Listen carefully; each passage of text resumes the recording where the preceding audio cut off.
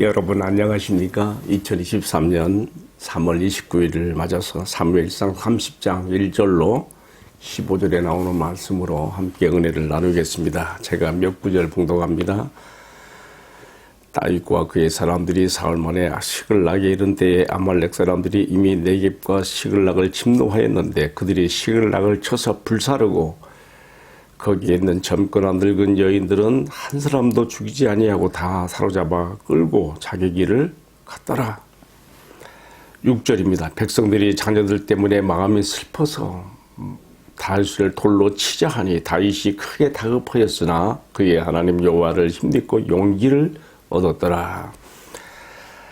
8절 다윗이 여호와께 묻자와 이르되 내가 이 군대를 추격하면 따라잡겠나이까 하니 여호와께서 그에게 대답하시되 그를 쫓아가라. 네가 반드시 따라잡고 도로 찾으리라. 이어지는 마지막 말씀 11절과 15절 봉독합니다. 무리가 들에서 애굽 사람 하나를 만나 그를 다윗에게로 데려다가 떡을 주어 먹게 하며 물을 마시게 하고 다윗이 그에게 이르되 네가 나를 그 군대로 인도할 수 있겠느냐 하니 그가 이르되 당신이 나를 죽이지도 아니하고 내 주인의 수중에 넘기지도 아니하겠다고 하나님의 이름으로 내게 맹세하소서. 그러면 내가 당신을 그 군대로 인도하리다 하니라.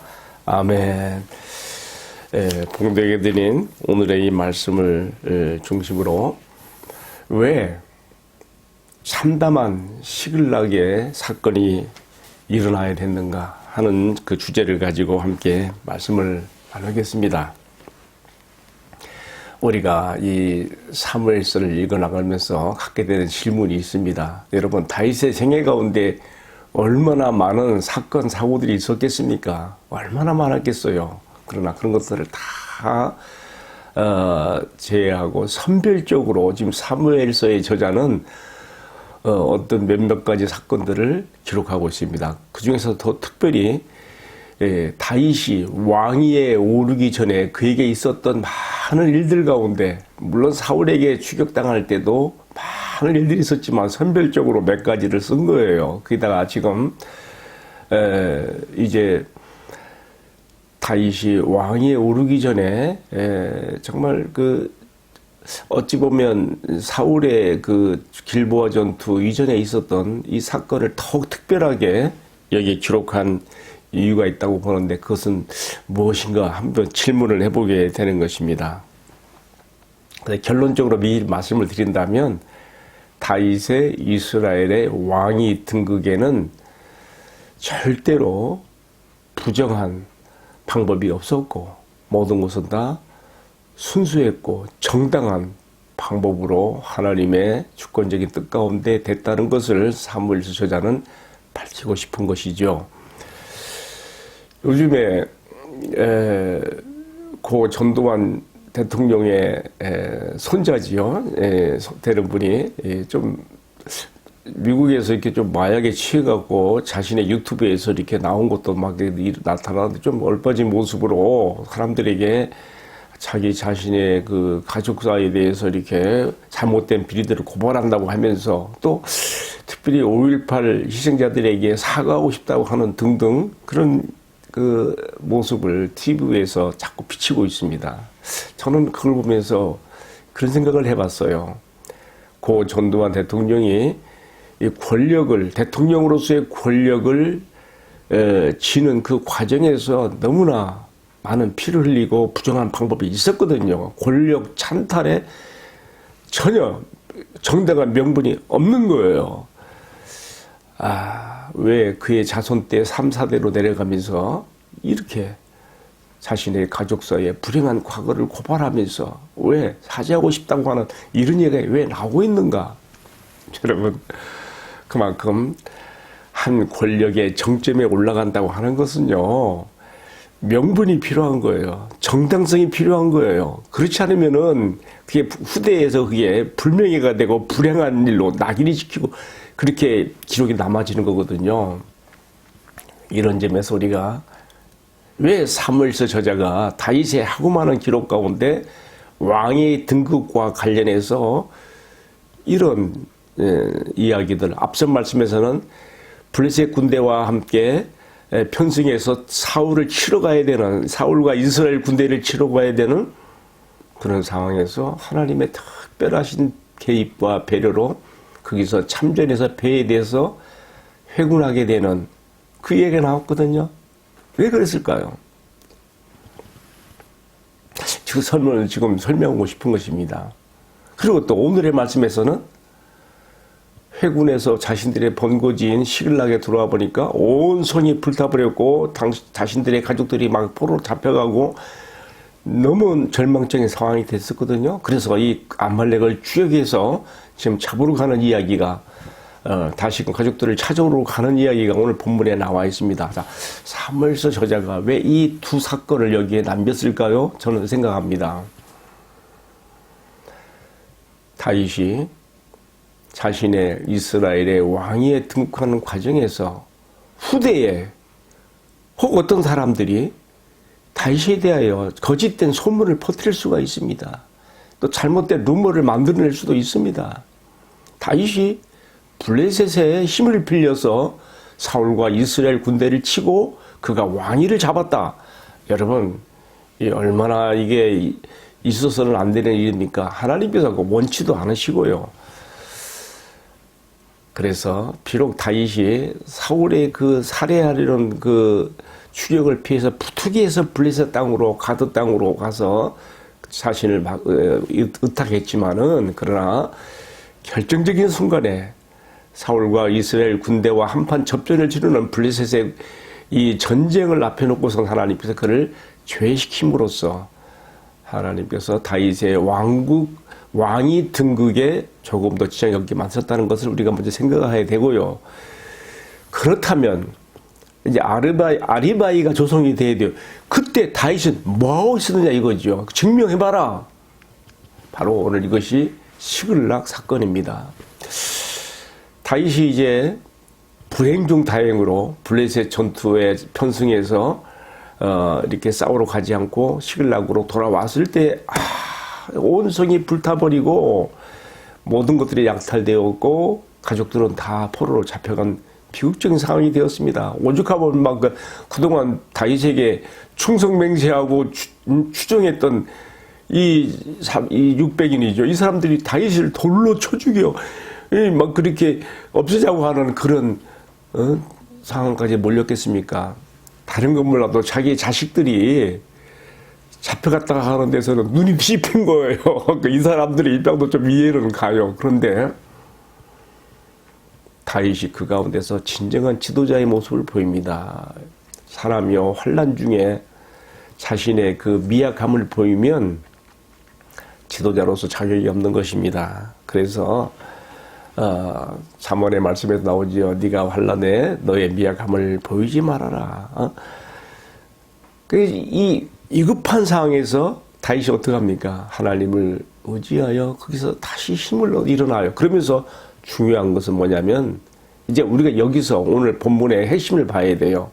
오늘 말씀에 30장 7절 8절에 나와요.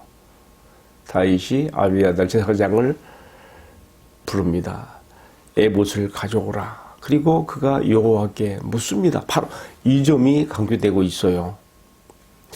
다윗이 그 전에 27장 1절 말씀에 보게 되면요. 사울이 자기를 죽이려는 그 추격을 피하다가 너무 지쳐가지고 내가 이러다가는 사울의 손에 잡혀 죽고 이러다. 그래서 스스로 생각하기를 내가 이러다가는 내가 사울 손에 잡히겠으니 내가 블레셋 땅으로 내가 가는 것이 상책이로다 하고서 자기 생각대로 갔거든요. 근데 여기서 시글락의 이 비참한 상황에서 그는 다시 그의 잘못된 신앙이 돌이키는 것을 보고 있습니다. 다윗이 여호와께 묻자와 이르되 오늘 30장 8절 말씀이 아주 중요해요. 그래서 하나님께로부터 간절히 간구하고 아마 그 제사장이 입고 있는 에봇의 판결 중표에 들어있는 우림을 통해서 물었던 것 같아요. 하나님께서 말씀하시는 것이죠. 그들을 쫓아가라. 아말렉을 쫓아가라는 것이죠. 네가 반드시 따라잡고 도로 찾아오리라. 하나님께서 분명한 답변을 주셨습니다. 그래서 이제 이어지는 말씀을 보게 되면 우리가 600인이 얼마나 말을 급히 몰아서 막 추격했는지 도중에 낙오자가 200명이 생겼어요. 그들을 부솔천에까지 머물러 두고 400인이 계속 추격해 가는 도중에 뜻밖의 그 도중에서 자기 주인 아말렉 사람에게 버림을 당한 병들어 죽어가는 한 소년을 만나죠. 그 소년에게 물을 먹이고 떡을 먹이고 또 무화과 뭉치에서 떼어서 먹이고 건포도를 먹이면서 그를 살려내요. 그리고 그러면서 이제 그에게 묻습니다. 네가 이 아말렉에 가는 길을 알 수 있느냐? 당신이 나를 죽이지 않는다면 또 후에 내 주인이 본래 주인에게 넘기지 않는다면 내가 반향을 가르쳐 주겠습니다. 그들의 가 있는 곳을 내가 말하겠습니다. 아주 대단한 고급 정보를 얻은 거죠. 안 그랬으면 막 광야에서 방향을 못 찾고 시간도 낭비할 수도 있어요. 급히 달려가는 속도가 중요한 게 아니고 방향을 잘 잡아야 되는데 바로 이 병들어 버려진 한 소년의 이 정보에 의해서 아말렉을 추격하는 노선을 바로잡고 가는 것이죠. 이것도 하나님 은혜가 아니겠습니까? 제가 지금 좀 곁가지 얘기를 했는데 중요한 것은 뭐냐면요. 왜 시글락의 방화 사건과 가족들이 포로로 잡혀가는 사건이 생기고 왜 다윗이 자기의 충자들과 함께 아말렉을 추격하는 이야기가 오늘 본문에 써 있느냐 이거죠. 앞에서 제가 미리 말씀을 드렸습니다. 왜 사무엘서 저자가 다윗이 앞선 말씀에서는 사울과 이스라엘 군대로 치려고 하는 블레셋의 전투에 참전하지 않고 시글락으로 해군했던가 하는 이야기를 썼고요.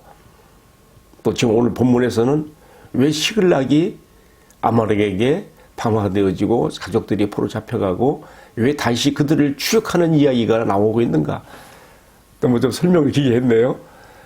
사울과 이스라엘 군대가 블레셋과 더불어 싸우는 그 전투의 와중에 다윗은 어디 있었던가?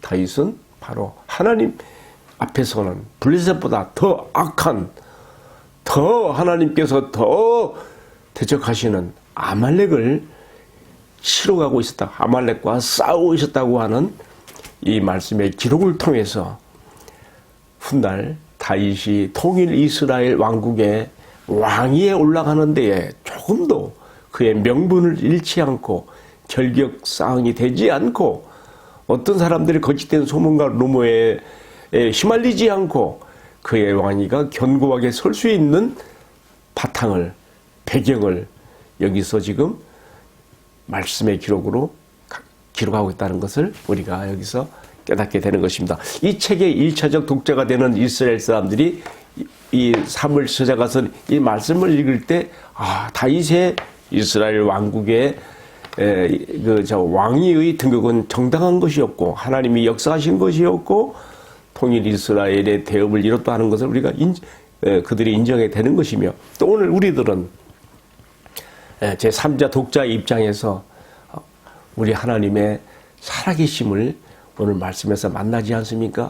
하나님께서는 이렇게 세세하게 모든 만사에 개입하시고 모든 선우사를 아신 하나님께서 얼마나 세세하게 다윗과 그의 사람들에게 개입하시고 이스라엘의 역사를 이루시며 다윗의 왕위를 이루셨는가를 보면서 동일하신 하나님께서 오늘 나와 내 가족과 우리가 속한 교회와 또 우리 조국 이 나라 이 백성들 가운데도 함께 하시어서 다윗과 그의 사람들에게 베풀으셨던 은혜를 주시기를 기도하게 되는 것입니다.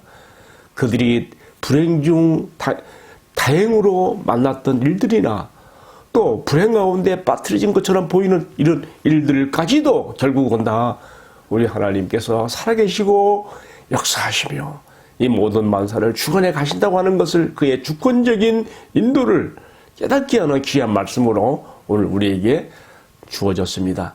감사합니다. 함께 기도하겠습니다.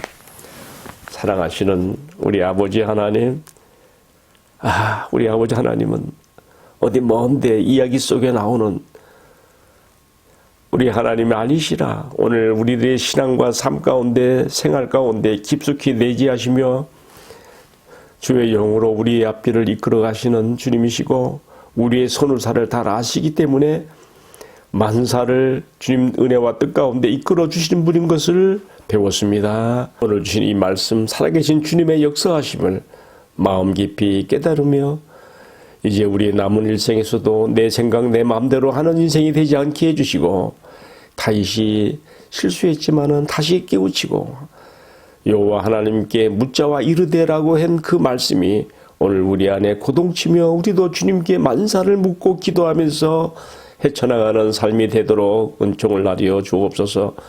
이 모든 말씀을 우리들의 존귀하신 주님 예수 그리스도의 이름으로 기도 올리옵나이다. 아멘. 예, 오늘도 박혜동 묵상 데스크에서 함께 해주신 여러분 감사합니다.